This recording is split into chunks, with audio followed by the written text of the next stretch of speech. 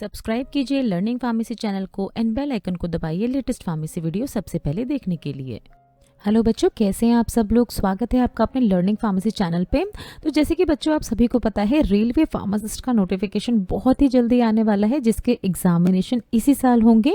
हम अपने चैनल पे रेगुलर अपडेट देते रहते हैं इस एग्जामिनेशन के बारे में, किस तरह के क्वेश्चन आ सकते हैं, चाहे वो क्विक प्रिपरेशन हो, चाहे इस तरह के लॉन्ग वीडियोज़ हो।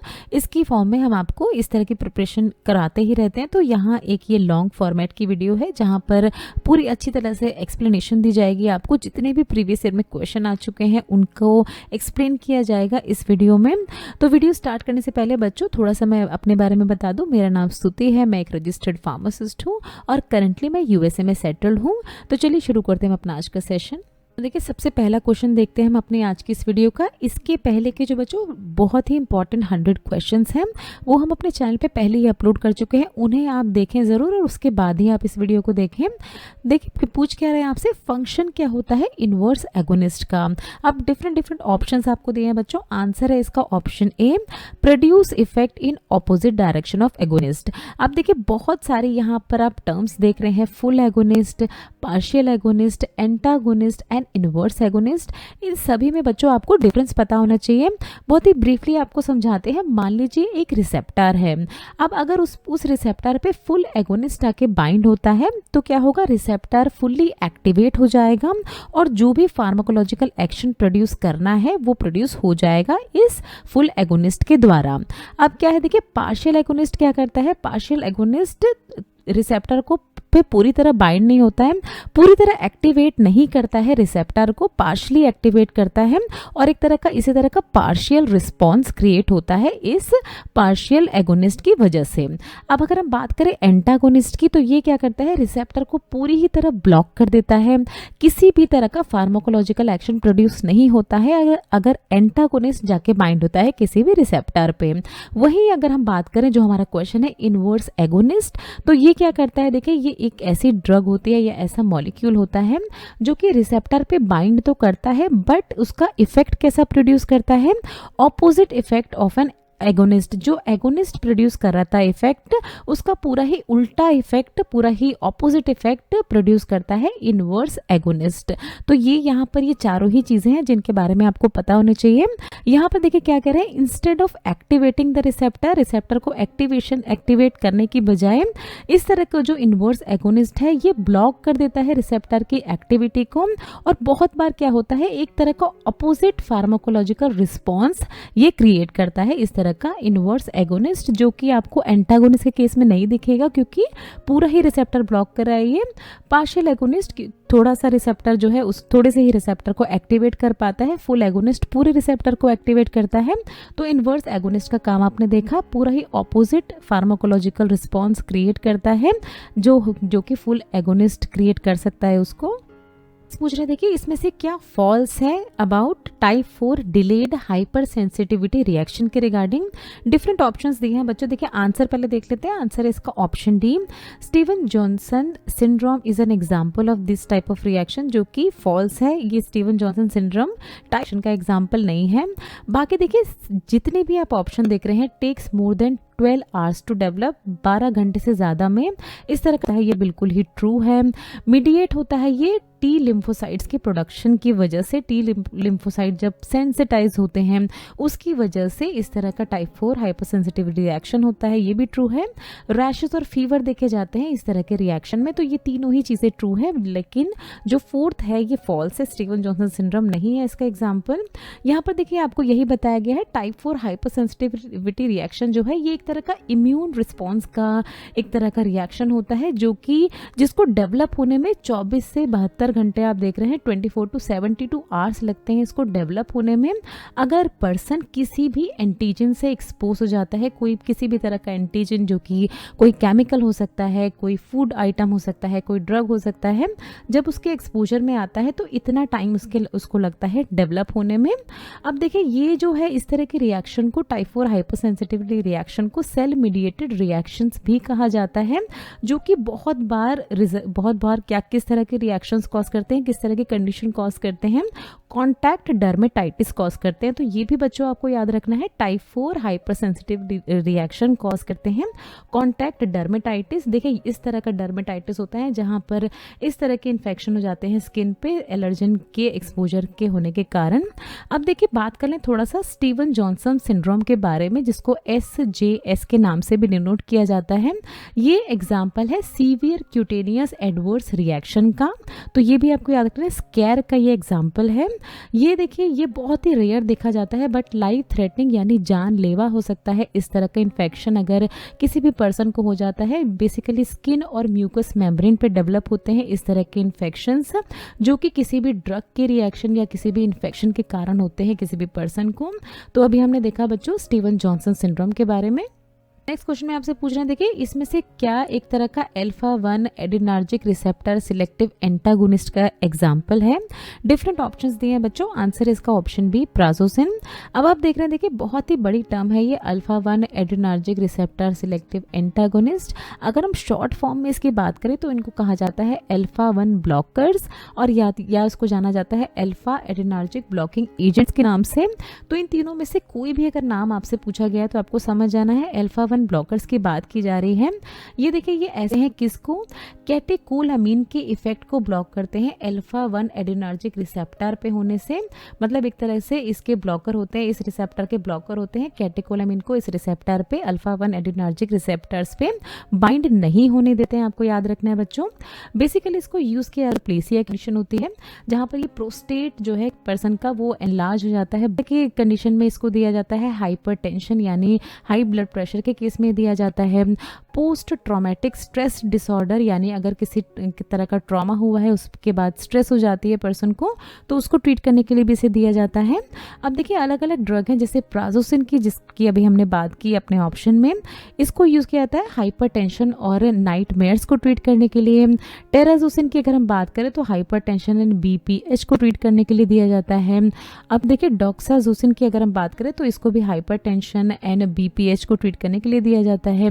सिलोडोसिन की बात करें तो इसको भी देखिए BPH क्या है, विनेगर, यहाँ पर शॉर्ट फॉर्म और फुल फॉर्म दोनों बताई थी बच्चों। फिर देखिए एग्जांपल आप देख रहे हैं एल्फ्यूजोसिन, तो इसको भी विनेगर प्रोस्टेट हाइपरप्लेसिया के ट्रीटमेंट में दिया जाता है, और टेमसिलोसिन को भी इसी के ट्रीटमेंट में दिया जाता है। न देखिए पूछ रहे हैं ऑटोनॉमिक नर्वस सिस्टम के बारे में, इसमें से कौन सी स्टेटमेंट एक तरह की फॉल्स। एग्जांपल अगर हम देखें तो बच्चों आंसर इसका option A works in skeletal muscles, तो ये वर्क नहीं करता है। बाकी अगर हम बात करें एसिटाइलकोलिन और नॉन एड्रेनालिन दोनों ही ट्रांसमीटर इन्वॉल्व होते हैं इसमें, तो बिल्कुल करेक्ट है ये।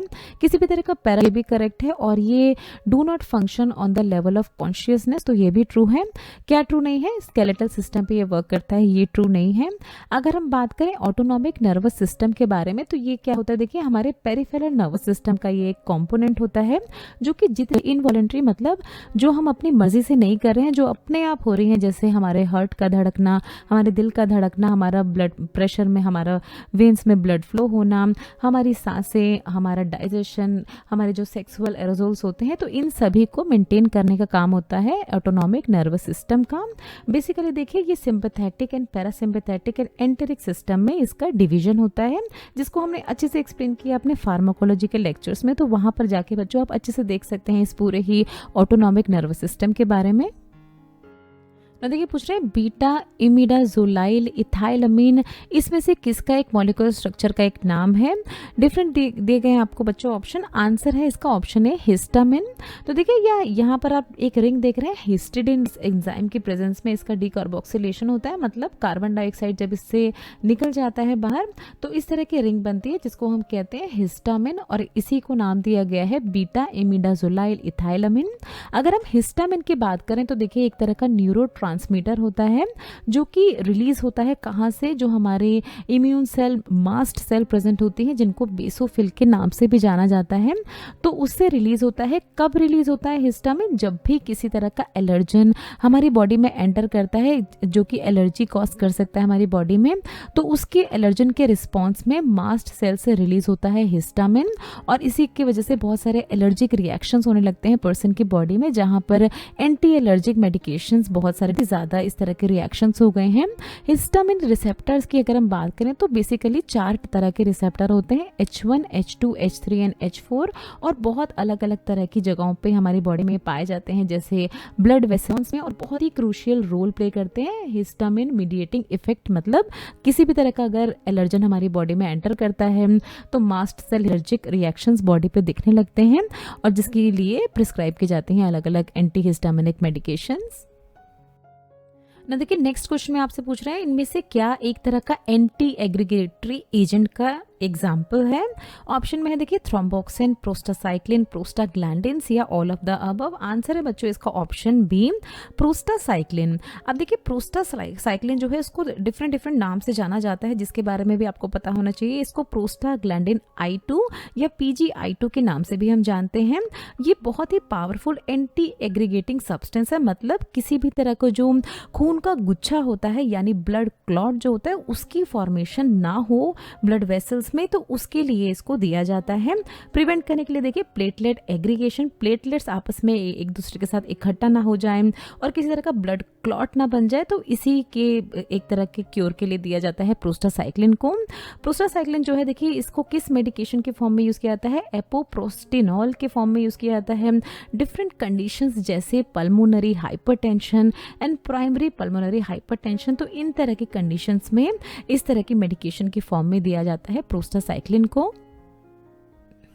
नेक्स्ट पूछ रहे देखिए इनमें से क्या एक तरह का सिलेक्टिव COX-2 इनहिबिटर का एग्जाम्पल है। तो बच्चों देखिए इन तरह के क्वेश्चंस के लिए आपको क्लासिफिकेशन पता होनी चाहिए, जो कि अभी हम आपसे डिस्कस करेंगे। पहले आंसर देख लेते हैं बच्चों। आंसर है इसका ऑप्शन डी, सेलेकॉक्सिब एग्जाम्पल है सिलेक्टिव COX-2 इनहिबिटर्स का। तो देखिए अगर हम ये सिलेक्टिव COX-2 इनहिबिटर्स की बात करें तो ये non steroidal anti inflammatory drug की कैटेगरी में आते हैं। डिफरेंट कंडीशंस जैसे पेन और इन्फ्लामेशन जो होती है अलग अलग तरह की, जैसे अर्थराइटिस और जो शॉर्ट टर्म पेन्स होते हैं, तो उनके ट्रीटमेंट के लिए इस तरह की मेडिकेशंस को दिया जाता है। ये देखिए बहुत सारी और कंडीशन जैसे ऑस्टियोआर्थराइटिस, रूमेटॉइड अर्थराइटिस, डिसमेनोरिया जहाँ पर पीरियड्स होने में प्रॉब्लम होती है फीमेल्स को, एंड एक्यूट पेन की कंडीशन में इस तरह की मेडिकेशन को दिया जाता है। अगर हम ब्रीफली देख लें non steroidal anti inflammatory drugs की क्लासिफिकेशन को, तो बच्चों देखिए ये बहुत ही इंपॉर्टेंट है आपके एग्जाम पॉइंट ऑफ व्यू से, जो आपको याद रखनी है। नॉन सिलेक्टिव COX इनहिबिटर्स होते हैं जिसमें आते हैं सैलिसाइलेट्स, जिसमें एग्जाम्पल है एस्प्रिन। फिर प्रोपियोनिक एसिड डेरिवेटिव्स आते हैं जिसमें आइब्यूप्रोफेन, नेप्रोक्सन एंड कीटोप्रोफेन होते हैं। एराइल एसिटिक एसिड डेरिवेटिव जिसमें डिक्लोफिनेक का आप एग्जाम्पल देखेंगे। ऑक्सीकैम डेरिवेटिव जिसमें एग्जाम्पल होता है पिरोक्सीकैम का। पायरोलो डेरिवेटिव्स में एग्जाम्पल होता है कीटोरोलैक का, एंड इंडोल डेरिवेटिव्स में आता है इंडोमिथासिन। अब देखिए इसका जो नेक्स्ट कैटेगरी है प्रेफरेंशियल COX-2 इनहिबिटर, इसमें एग्जाम्पल आता है मेलोक्सिकैम एंड नेब्यूमेथोन। अगर हम बात करें सिलेक्टिव COX-2 इनहिबिटर जो कि हमारा क्वेश्चन में था, तो एग्जाम्पल देखा हमने सेलेकॉक्सिब का। अब देखिए लास्ट कैटेगरी होती है analgesic antipyretic with poor anti inflammatory action, तो इसमें हम एग्जाम्पल देखेंगे पैरासीटामोल का, जिसको पैरा अमीनोफिनोल डेरिवेटिव की कैटेगरी में भी इसको काफ़ी बार इस पे क्वेश्चन पूछा जाता है। एसिटामिनोफेन का एग्जाम्पल देखेंगे। तो ये बहुत ही इंपॉर्टेंट क्लासिफिकेशन है जिसको आपको वीडियो को पॉज करके अच्छे से याद कर लेना है बच्चों। क्वेश्चन में पूछना देखिए identify the uric acid synthesis inhibitor आपसे पूछा जा रहा है। डिफरेंट ऑप्शंस दिए हैं बच्चों। आंसर इसका ऑप्शन ए, एलोप्यूरिनॉल, जो कि बहुत ज़्यादा कॉमन क्वेश्चन है, बहुत सारे एग्जामिनेशन में इस तरह का क्वेश्चन आपसे पूछा जाता है। अगर हम बात करें एलोप्यूरिनॉल की, तो ये एक ऐसी मेडिकेशन है जिसको जब हमारी बॉडी में एक्सेस यूरिक एसिड बनने लगता है और डिपॉजिट होने लगता है बॉडी में, जहाँ पर बॉडी के किन किन पार्ट्स पे, तो इस तरह के जॉइंट्स में ये यूरिक एसिड डिपॉजिट होने लगता है, जहाँ पर जॉइंट्स में इन्फ्लामेशन आने लगती है या बहुत ज़्यादा दर्द होने लगता है, तो इस तरह के कंडीशन में दिए जाते हैं एलोप्यूरिनॉल जैसी मेडिकेशन इन यूरिक एसिड को डिजोल्व करने के लिए। ये देखिए जेंथीन ऑक्सीडेज इनहिबिटर है, मतलब ये यूरिक एसिड की प्रोडक्शन को बॉडी में डिक्रीज करता है, बहुत ज़्यादा मात्रा में यूरिक एसिड को बनने नहीं देता है इस तरह के मेडिकेशंस। अगर हम बात करें बहुत ज़्यादा कहाँ यूज़ किया जाता है एलोप्यूरिनॉल का, तो गाउट जैसी कंडीशन में यूज़ किया जाता है, जहाँ पर ये रिड्यूस करता है यूरिक एसिड के लेवल को, और गाउट अटैक आने से, या गाउट इस तरह की कंडीशन होती है जहाँ पर यूरिक एसिड जॉइंट्स में डिपॉजिट हो रहा है। अगर हम सेकेंड कंडीशन की बात करें तो हाइपर यूरेसीमिया, मतलब हाई यूरिक एसिड लेवल। अब यहाँ पर देखिए हाइपर यूरेसीमिया इसके रीज़न क्या होते हैं, बहुत बार जब किसी भी पर्सन को किडनी की डिसीज़ हो जाती है तो बॉडी से, अगर किडनी ही देखें यूरिक एसिड को एक्सक्रीट करती है हमारी बॉडी से, अगर किडनी की डिसीज़ हो गई है तो यूरिक एसिड एक्सक्रीशन नहीं हो पाएगा और ये यूरिक एसिड जमा होता ही रहेगा बॉडी में। तो इन तरह के कंडीशन में इस तरह की एलोपिरिनॉल मेडिकेशन प्रिस्क्राइब की जाती है ताकि जो भी यूरिक एसिड एक्सेस जमा हो गया वो बॉडी से बाहर निकल जाए। और हम लास्ट देखेंगे किडनी स्टोन्स जैसे कंडीशन में इस तरह के एलोपिरिनॉल को प्रिस्क्राइब किया जाता है। नेक्स्ट देखिए, आपसे पूछ रहे हैं which of the following is an opioid analgesic. Opioid analgesic का एग्जांपल आपसे पूछ रहे हैं। डिफरेंट ऑप्शंस दिए गए हैं बच्चों, आंसर है इसका ऑप्शन बी, फेंटेनाइल जो है ये एग्जांपल है ओपियोइड एनाल्जेसिक का। अब देखिए फेंटेनाइल जो है ये एक तरह का सिंथेटिक ओपियोइड एनाल्जेसिक है। सिंथेटिक मतलब मैन मेड, जो कि नेचुरली नहीं पाया जाता है, सिंथेटिकली बनाया जाता है इसका मतलब। और ये फेंटेनाइल जो है बहुत ज़्यादा अमाउंट में यूज़ किया जाता है पेन यानी दर्द की जो कंडीशंस होती हैं उनको ट्रीट करने के लिए इंजेक्शन की फॉर्म में भी दिया जाता है और पैचेस की फॉर्म में भी इसका बहुत ज़्यादा इस्तेमाल किया जाता है। ये देखिए approximately 50 to 100 times more potent होता है मॉर्फिन से। मोर पोटेंट मतलब कम डोज में ज़्यादा इफेक्ट शो करता है। अगर हम मॉर्फिन की से इसे कंपैरिजन करें किस तरह से वर्क करता है तो देखिए ओपियोइड रिसेप्टर जो हमारे ब्रेन में प्रेजेंट होते हैं इनसे ये बाइंड होता है और उसी वजह से जो पेन की परसेप्शन यानी बहुत ज़्यादा अगर किसी पर्सन को दर्द हो रहा है, बहुत सारी कंडीशन होती है जहाँ पर पर्सन को दर्द होता है जैसे कैंसर के केस में या बहुत ज़्यादा सीवियर इंजरी हो गई है, इस तरह के केस में अगर बहुत ज़्यादा दर्द में है पर्सन तो उसको इस तरह के फेंटेनाइल के इंजेक्शंस लगा दिए जाते हैं या पैचेस की फॉर्म में भी इस तरह की मेडिकेशन, इस तरह की जो चीज़ें होती है वो प्रिस्क्राइब की जाती हैं डॉक्टर्स के द्वारा। लास्ट क्वेश्चन में आपसे पूछना, देखिए इसमें से क्या एक तरह का अल्ट्रा शॉर्ट एक्टिंग बार्बिचुरेट्स का एग्जाम्पल नहीं है। डिफरेंट ऑप्शन है बच्चों, देखिए हेक्सोबार्बिटोन, मीथोहेक्सिटोन, थायोपेंटोन या सेकोबार्बिटोन। आंसर है बच्चों इसका ऑप्शन डी, सेकोबार्बिटोन इसका एग्जाम्पल है। तो देखिए अभी हम आपसे पूरी क्लासिफिकेशन डिस्कस करेंगे जो भी बार्बिचुरेट्स की कैटेगरी में जितने भी डिफरेंट कैटेगरीज के बार्बिचुरेट्स होते हैं उनके बारे में। पहले देख लेते हैं सेकोबार्बिटोल के बारे में। ये देखिए ये एक तरह का बार्बिचुरेट डेरिवेटिव होता है जिसको बहुत ज़्यादा यूज़ किया जाता है सिडेटिव की तरह। सिडेटिव हिप्नोटिक्स मतलब जब नींद नहीं आ रही होती है पर्सन को तो इस तरह की मेडिकेशंस को दिया जाता है। एंटी कन्वर्सेंट मेडिकेशन की फॉर्म में दिया जाता है यानी जो कन्वर्जन जैसी कंडीशन होती है उन तरह की कंडीशन में इस तरह की मेडिकेशंस को प्रिस्क्राइब किया जाता है डॉक्टर्स के द्वारा। अब देखिए पूरी क्लासिफिकेशन अगर हम आपसे डिस्कस करें तो बार्बिचुरेट्स को 4 तरह से क्लासीफाई किया जाता है, ultra short acting, intermediate acting and long acting. Ultra short acting की अगर हम बात करें तो ड्यूरेशन ऑफ एक्शन मतलब काफ़ी छोटा इसका ड्यूरेशन ऑफ एक्शन होता है। आप देख रहे हैं लेस देन 0.5 आवर्स का। शॉर्ट एक्टिंग का आप देख रहे हैं कितना ड्यूरेशन ऑफ एक्शन होता है मतलब इसका असर कितनी देर तक रहता है ये यहाँ पर बताया जा रहा है। इंटरमीडिएट का आप देख रहे हैं, लॉन्ग एक्टिंग का भी आप देख रहे हैं। एग्जाम्पल में अभी हमने देखे जितने भी हमारे ऑप्शंस थे थायोपेंटोन सोडियम, थायोमिलाइल, हेक्सोबार्बिटल एंड मीथोहेक्सिटल, ये सारे ही आते हैं अल्ट्रा शॉर्ट एक्टिंग में। शॉर्ट एक्टिंग में हमने एग्जाम्पल देखा, देखिए पेंटोबार्बिटल एंड सेकोबार्बिटल जो कि शॉर्ट एक्टिंग है, अल्ट्रा शॉर्ट एक्टिंग नहीं है। इंटरमीडिएट एक्टिंग में हमने एग्जांपल देखा amobarbital, एप्रोबार्बिटल and प्रोबार्बिटल। And long acting जो कि बहुत ज़्यादा ये भी प्रिस्क्राइब किया जाता है डॉक्टर्स के द्वारा वो है पेंटोबार्बिटल एंड बार्बिटल। तो ये सारे ही एग्जाम्पल हमने देखे बार्बिचुरेट्स की कैटेगरी के। Thank you to watch my mama's channel. आप फिर से वॉच कर लेना मम्मी का चैनल, मुझे अच्छा लगेगा। Thank you again. Thank you again. See you next time. See you next time. Bye bye. Bye bye. Take care. Take care. ये कुछ हमारे रिलेटेड वीडियोस के लिंक है जिन पे क्लिक करके आप इनको देख सकते हैं। दोस्तों लर्निंग फार्मेसी पे आने के लिए और ये वीडियो देखने के लिए आपका बहुत बहुत शुक्रिया। मिलते हैं अगले वीडियो में।